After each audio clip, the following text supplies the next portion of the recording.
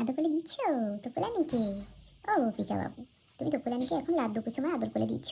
এখন অনেক লাত। ঘুম থেকে উঠে টুকুসমণিকে অনেক আদর করছে পিকাচু। একটু আগে থাপড়ায় থাপড়ায় মারছে, আর এখন এত আদর করছে। কি আহ্লাদ, কি আহ্লাদটা করছে দেখো তোমরা। পিকামণি তোকলানিকে কি আদর করছে এই রাত দুপুরে? হ্যাঁ, কি আদর করছে? এত আদর কিসের? হ্যাঁ, বলে বাবা, পুরো শরীর চেটে চেটে পরিষ্কার করে দিবা? দুইজন বাইরে ঘুরে ঘুরে শরীর একবারে ময়লা করেছো, এখন আবার সেটা দুইজন চেটে চেটে ক্লিন করে? ওরে বাবা, মা মেয়েকে চাটছে, মেয়ে মাকে চাটছে। দেখো তোমরা, দেখো, একটুখানি দেখে নাও, একটুখানি দেখে নাও কীভাবে তোপস আর পিকা দুইজনকে পরিষ্কার করে দিচ্ছে।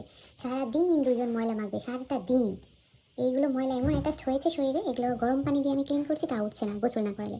আর আমি তো শীতের মধ্যে ওদেরকে গোসল করাই না, শীত পুরোপুরি চলে যাবে আমি তখন গোসল করিয়ে দিব। তো একটা সুবিধা হয়েছে, ময়লাগুলো বিছানায় লাগছে না, এগুলো অ্যাটাচড হয়ে গিয়েছে।